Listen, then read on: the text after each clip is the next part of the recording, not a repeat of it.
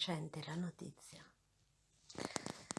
La procura di Lecce ha interrogato un uomo di 71 anni che non è ancora indagato.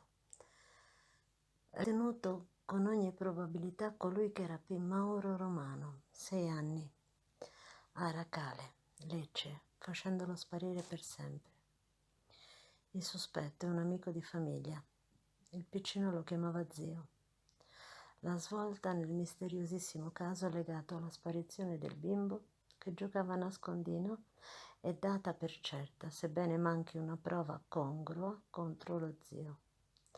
I fatti risalgono al primo giorno dell'estate del 1977.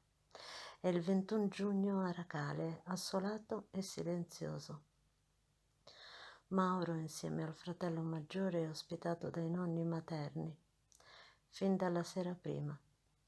I suoi genitori, Natale e Bianca Colaianni, sono partiti per raggiungere Poggiomarino in Campania per partecipare al funerale del padre di Natale Romano.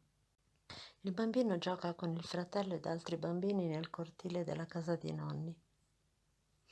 Corre a nascondersi, ride, si riaffaccia da una siepe. Alle 17:45 nessuno lo vede più.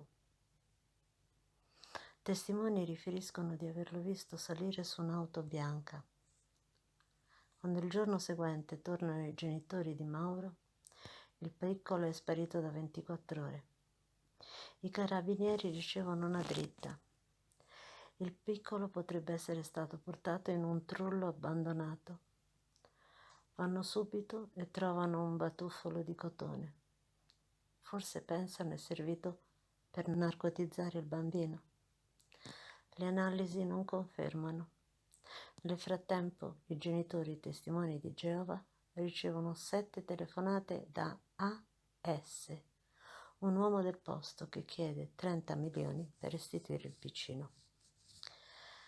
Quando viene identificato e arrestato, l'estorsore dice di essere solo uno sciacallo. 43 anni dopo sarà indagato con l'accusa di pedopornografia, accusato di aver molestato 17 ragazzini tra gli 11 e i 14 anni. Non è lui comunque il rapitore di Mauro. Negli anni il caso si arricchisce di episodi strani. I genitori dello scomparso subiscono un furto. Dalla loro cassaforte spariscono gli atti delle indagini nei quali la mamma del bimbo elencava le persone che potevano aver fatto male al figlio. Non solo. Il boss della Sacra Corona Unita, Vito Paolo Troisi, che ancora ragazzino giocava con Mauro Romano ed altri bambini quel 21 giugno del 1977, chiede di parlare con i giudici. È in galera e forse spera in uno sconto di pena. Le informazioni che fornisce non portano a niente. Sta di fatto che l'arresto del pedofilo e ricattatore di Taviano dà un impulso alle indagini. Tanto è vero che la madre e il padre di Mauro vengono ascoltati in un luogo segreto.